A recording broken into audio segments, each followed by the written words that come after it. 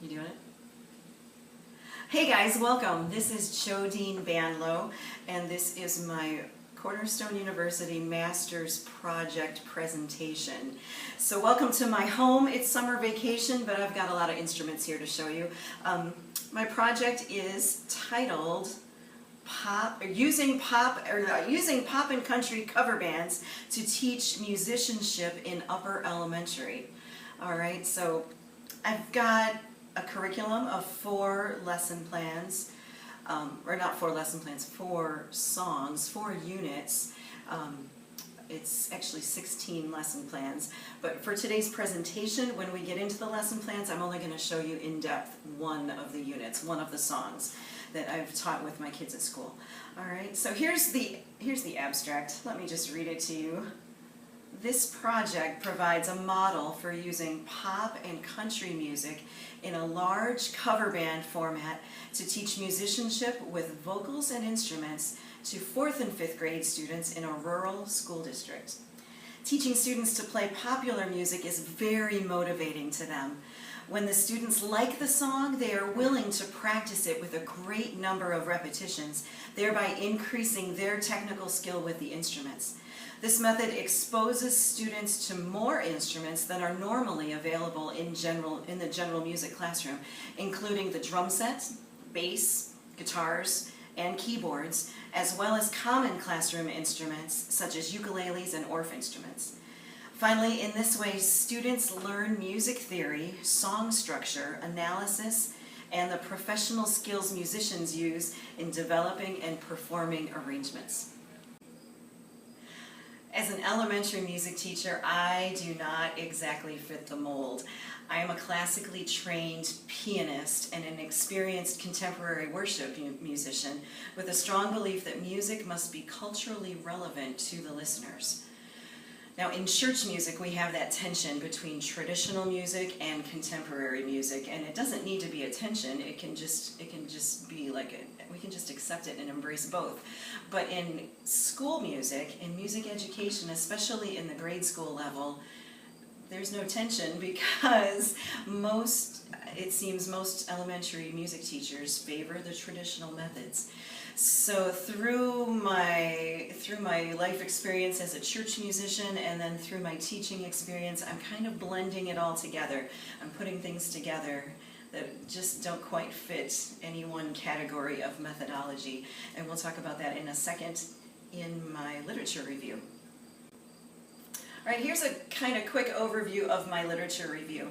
The literature shows that the question of music education's effectiveness at creating lifelong learners is a hotly debated topic with no immediate resolution.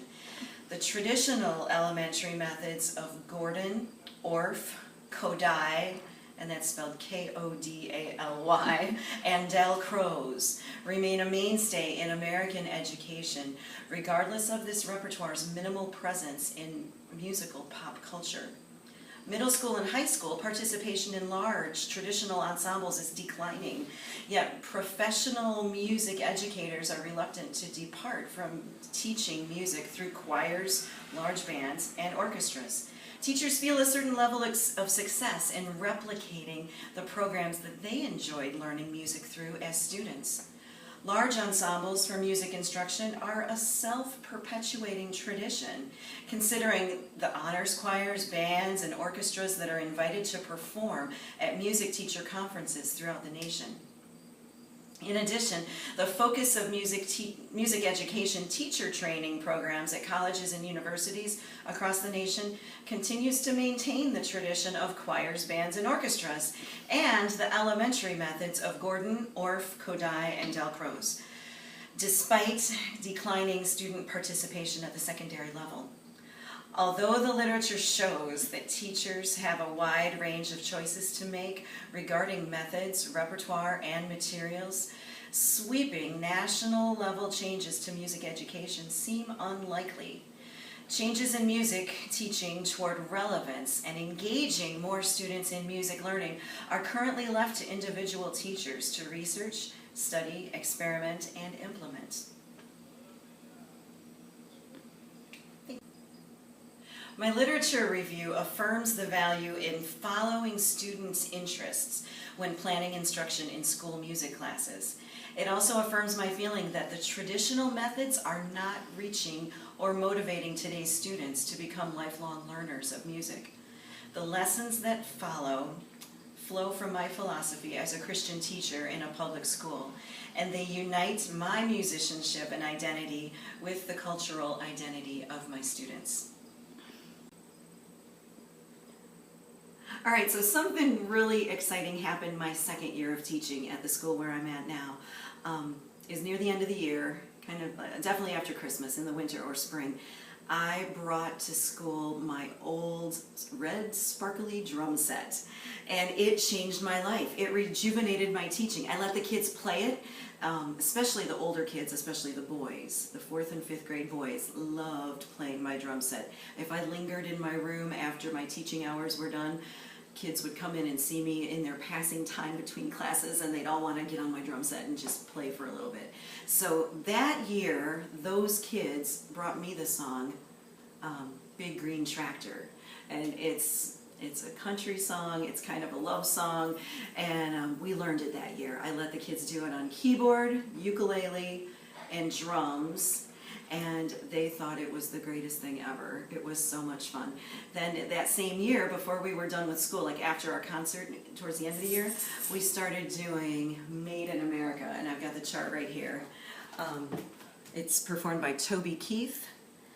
It's another country song, and the video's great. Now, I want to say right here, if you haven't paused or gone ahead to look at the YouTube video, the music video by Toby Keith of his song Made in America, please take a moment, pause this one, and go look at that video, because you need to see what that's all about as we go on into my unit and into my project plan. The 2 other songs that appear in my project are Home by Philip Phillips. We did it in 2012, well, into the spring 2013. It was the year, or the season right after the Summer Olympics, when Home was featured on TV, and it was kind of a backtrack for the U.S. women's Olympic team. So that song kind of had national meaning at that time. And then the most recent song we just did this year was It's Time by Imagine Dragons. So I teach the kids all the parts. I teach them the keyboard, the ukulele, drums, bass guitar, and a little bit of the mallet instruments, the glockenspiel, and some of the Orff instruments, and some other drums, lots of different kinds of drums. We put it all together, they sing, they play, and it is a ton of fun. So come with me in a moment. We're going to go to the piano room, and I'm going to show you Made in America by Toby Keith on the piano for 4th and 5th grade.